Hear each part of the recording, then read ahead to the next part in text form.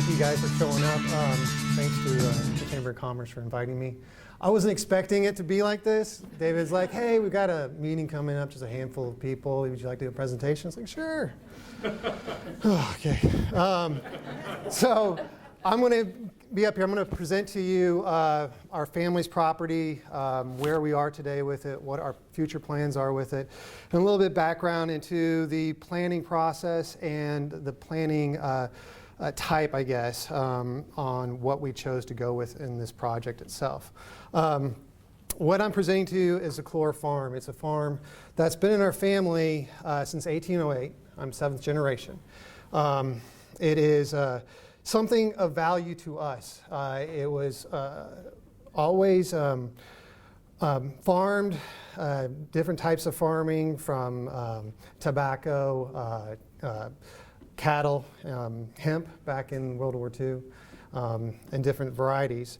But in the past probably 40 to 50 years, there has been anticipation that at one day it would be sold and it would be developed.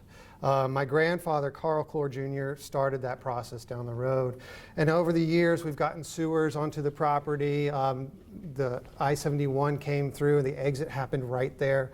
And that all kind of really started that progression towards this inevitability with this property. Couple of slides here, kind of the history, just talking about that history. It was purchased in 1808 from Benjamin Temple and Andrew White. This deed we still have, signed by Patrick Henry, actually predates the U.S. It was part of the King of Great Britain Proclamation of 1763. It was given to him, I think, because of the French and Indian War. Benjamin Temple, I think, later became a patriot, and we are blessed to actually have that original deed. I don't know how we kept it or how we got it, but it's nice to have that as a historic artifact. Another thing is, this is an old map from 1879. Keep talking. Sorry. Old map from 1879. On here is the property right here, and on there you can slightly see distillery Zach Clore. That's another component we'd like to bring back to this property, whether it actually be a distillery or some facet of a drinking room or something like that based on bourbon. So the history of the property. Location, exit 14 outside of downtown Louisville. If you kind of did a radius at this point from downtown, you'll notice that it every exit in that radius has been developed. It's one of the last exits outside of Louisville, this close to Louisville, that hasn't been developed. Norton Commons is not too far away. We're doing a similar type of planning ideology and located at exit 14. This is the overall property that we plan to develop. It's around 482 acres. We have been talking about master planning this project ever since I moved back in 2007 from grad school, where I got my master's in urban planning.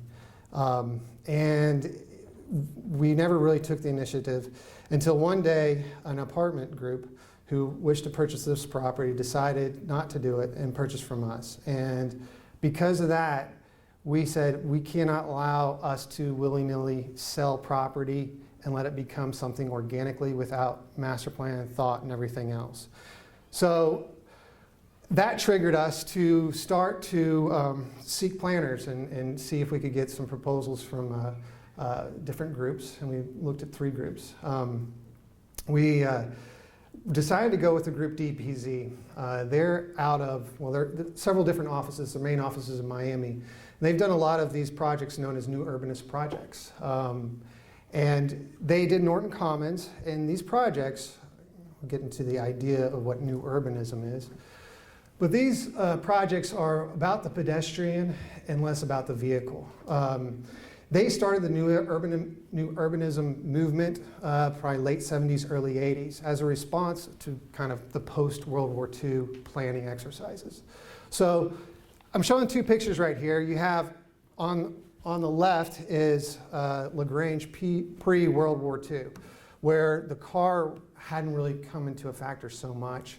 And what you get is buildings up along the streets, you have sidewalks, you have an environment that the people enjoy coming to. And evident today, this is where we have all our festivals in the city because we appreciate that space. post-World War II, it became about the automobile efficiency and the future and getting in there and getting out of places. So as you go down 53 closer to the highway, you see huge parking lots with huge setbacks. And if you walk that environment, you don't want to be there really. You just want to drive your car through there and get out of there. So new urbanism was a response to that. It was a realization that good planning came from the past. And that past is really timeless all the way up till today. It's not about nostalgia, it's about something that actually works for a community. So they came up with a palette of different ways of making these environments based on those past situations and applying it from the rural area all the way to the dense urban area. These are just a few different tools that they use or diagrams to kind of show their methods. One is thinking about the 5-minute walk and creating destinations within that 5-minute walk, be it civic or commercial, and planning your neighborhoods around that. It's not just about housing, but it's about providing, parks and commercial, retail, mixed uses and whatever involved rather than just a separate subdivision itself. The street section and the environment is very important as far as how you deal with it being kind of single family. This is pretty traditional in this way, but it's more of a very suburban outlet, versus as you get into the more urban and denser environments, talking about alley systems, and rather than garages in the front or they're in the back, the house becomes closer and closer to the street. Tree-lined streets, sidewalks, curbs, roads that are tighter and not wider are important. And then mixed use, taking commercial and mixing it with residential. This is an image of Rosemary Beach, where you have all your commercial on the first floor, residential on the second floor. And that's not something we can do in current zoning in Oldham County without a PUD. You can't just go to a commercial lot, put commercial on the first and put residential above. Residential is not allowed on it. And it's a missed opportunity. Another further site description of the property. This property, Rolling Hills, it's pretty difficult, but what it does is it creates wonderful opportunities for open space. And that's one of the big tackles we have with this property as far as putting larger scale commercial and housing on it. So there's techniques and everything that happen during our charrette process. So after we hired DPZ, they got involved, and what they like to do is a 1-week charrette. And it brings all the players that are involved in this, be utility companies, the transportation cabinet, different magistrates, or different factors as far as greenways or whoever, to come and participate in the discussion. That way it can inform the plan on how it's developed, and everybody's involved, and you really get a very efficient way of planning. But it's a very intense week. So in January we had the charrette, and it started out very quickly developing some plan ideas, just throwing stuff, and then reviewing those plans together and see what we liked within each one of them. And it became taking pieces out of each one and to develop 2 plans. And then we started talking about the different values to each plan. These 2 are fairly different. And then we started taking components out of these 2 to finally result in 1 plan. A plan that utilizes the topography, leaving the valleys as open space, park space, but then recognizing where we have denser commercial areas, where they can happen with housing and how that responds to it, and thinking about green fingers that reach back into the valleys and connect the open spaces and whatnot. Kind of to highlight the different types of commercial nodes, you have our main town center at this location on 329 bypass. Is everybody oriented? Did I do a good job? You understand where we are on this? Just to be clear, this is the exit itself going towards Crestwood. This is Walmart down here, gas station up there. But looking at the different commercial nodes, and each node can participate differently. One can be more highway oriented, but still tackle those issues of not being just a quick drive-through kind of place, but more quality type of place, and you'll see some renderings here in a little bit. The town center there itself, and then different commercial nodes that help with that 5-minute walkability scenario. So each white is a 5-minute walk. Commercial node there, the center of a park there, the plaza space here and whatnot. Now the yellow nodes are 10-minute walks for access to transportation. Sorry, I can go back. Transportation, this is the future TARC parking lot. They're in construction right now. And maybe we can indicate some other future TARC pickup at this location, be it like a bus stop or something. Here's residential. Residential, we looked at trying to do mix of uses, or mix of multifamily and single family. So the darker orange is your multifamily. The lighter is single family. And that ranges from apartments and condos to row housing and single family house lots in a variety of different sizes. Open space, you can see here with walking trails, which is, like I mentioned, very important to us, and I think it's a really good opportunity at this site specifically. And why I say that, this is kind of trail connectivity. Looking at this more regionally, we can leave the library here, we can go to Commerce, we can take a sidewalk. That sidewalk will take us all the way to Old LaGrange Road. It's a single road, not much traffic on. That can take you all the way down to this property. At this point, we can connect through the valley without much traffic, and there's a difficult trying to understand the traversing over 329 bypass. Once you get over here and you get into Brentwood, theoretically you can go all the way to the Ohio River, down to River Road without getting on a main road. Brentwood, Briar Hill, to Poplar Hill, to Zaring, and then was it Glen Oaks? Then to Norton Commons, and then all the way to Wolf Pen Branch, and then straight on through. So this is kind of within that connection, and that's kind of the discussion with Greenways, is what the opportunity has as far as looking at more regional connections. As far as the housing type, within this we hope to have an architectural pattern book, whether it's a physical kind of diagrams of what we expect it to look like, or it's written code. So during this charrette, the architects kind of came up with some ideas of what commercial might look like, what housing might look like, and a lot of it is all responding to the topography, how you deal with topography. So as you can see, here's a commercial example, keeping the second floor all level. But what happens to the first floor? Well, you'll have a commercial space with 15-foot high ceiling versus a commercial space with maybe a 10-foot high ceiling. And that becomes different types of retail and commercial uses through that. There's another example, extreme. You have the coffee shop down here and something different up here. I'll give you ideas about that. Residential, you know, because of topography, it's hard to do alley systems. What you want to do alley systems to keep garages and whatever out from the front.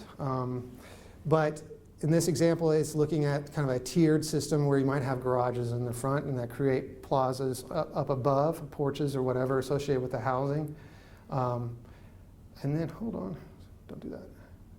In extreme situations, they introduce this typology that they've used in other developments on hilly mountainsides. They call it a treehouse, which I don't think we'd be using this all over the place, but it might be a valuable thing where we have extreme slopes. They're not as intrusive to the tree canopy. They're only about a 25-foot by 25-foot size. I went down to Cheshire in North Carolina out of Black Mountain to look at some of these, and they're really cool buildings, and they're not for everybody, but they're ways of dealing with topography without it being too intrusive. And I have a feeling we'll do some of this somewhere within the landscape. Then town housing and how each house might float along the hillside or whatever. And mansion condominiums or apartments. And one thing we'd like to get away from is apartment complexes and look at apartment mansion houses and spreading those out. I think to kind of disperse your housing types and mix it in makes for more quality space. Now realistically, probably will be some type of complex component within it, but ideally we do something more along these lines for apartments versus doing it complexes, which kind of segregate themselves out of the development. And renderings, these will kind of help give the idea. Now, the master plan's been developed a little bit, or being developed more thoroughly, so these are evolving a little bit. But to give you an idea of that sense of what we're trying to do, this is right above, there's the mini storage, American Mini Storage. what we call the Carden property, where you have your commercial node going back into a plaza space and housing in the rear of the property. This is 329. Right above here, there's Starbucks. We're basically in the air looking down this way. So this is the 329 bypass. This is Old 329. This is going back to Spring Hill. Old 329 comes in and goes like that. Right now, there is a proposal in the future to do what we call the jug handle, to swing out and come in more directly in, so it's a safer connection. In doing so, it's going to open up a little bit of land here, which we put in more of an iconic hotel, potentially, and then a plaza space with other retail wrapping around, and then housing and a connection back to housing. This is the downtown center. To make the downtown center work for this project, you need to have good commercial units, uses that bring people in, be it a grocery store, a school, a library. Those type of components we wanted to try to incorporate in here. I mean, grocery store is pretty critical for us to get into this site, whether it's a specialty type of grocery store or it's a Kroger. But trying to thread that into the site is important to us. In this example here, this is the downtown area. Right here, maybe a possibility of a public preschool. There was talk about, could we get an actual elementary school on the site? Well, being located where it is, it really doesn't make sense. You have 3 elementary schools in Crestwood already, and then you got 1 more proposed in Brownsboro. So with all that going on, it really doesn't make sense to put an elementary. But the new thing, I guess, with coming up, the new use is public preschools. So this might be a good site for that. Being so close to the highway, a good place for parents to drop off and pick up. A library, this keeps the daytime activity rotating, keeps families coming in and out, and the library could participate with the public spaces to kind of bring those alive too through different types of events and learning sessions. Down here, we do anticipate that we'll be keeping the barn to some capacity that you see along there as an event space, as well as the house. The house will definitely stay. Further down the hill is where the original, actually down here, is where the historically the distillery was. And this is another type of typology dealing with slope. It's a little unusual. These houses don't face a street, they face an open space. But the access is directly off the street. So cars would pull in, there's a garage for that house and a garage for that house. And they all kind of deal with tiering your road work and then connecting through slopes through your housing. It's very unusual, but it's something that works. And another kind of showing you the myriad of different housing types with kind of a clubhouse next to an open space, the tree house on the slope. Using the open space for detention as well, multi-using spaces. And then going into some of the challenges we have, like I've mentioned, the interstate is one challenge and the highway exit. Another challenge we have is the bypass, which is still with that post-World War II planning mentality. Now, that being said, the bypass was supposed to be more of a huge regional connection. But when Waldeck went back and became historically registered, it killed the project. So right now we have an oversized road that's operating like the main street. And we are petitioning KIPTA for funding to do what's called a road diet. And what we'd like to do is something more along the lines like this for the bypass and providing sidewalks. People are using that daily for running, which are crazy.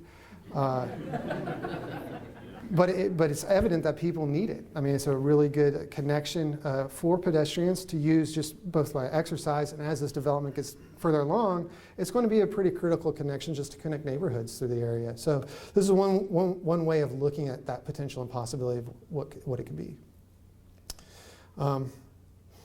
That's about it. All I have to present on this project. We are kind of time frame of things. We will be breaking ground up in here to put a road connecting back to the apartments soon. And then you're going to see nothing happen for a while. We are in planning phase. We've, after our charrette, I went out with a GPS device. I put that master plan into that device, and I walked around to see where things worked and where it didn't work because of the slopes. We come back and we've done some more planning, redesigning. And so this is massaging a little bit. And we're looking at zoning and how we do zoning for this project, because it's not conducive to our zoning here. Writing a PUD is something we're trying to do for this project, or create a unique form district with the help of Crestwood. Once we break ground, 4 years out, it'll be at least a 25-year project. So this won't happen overnight, and we're not in a rush to do it. I mean, we've been anticipating for a long time, but we're not rushing to get it done.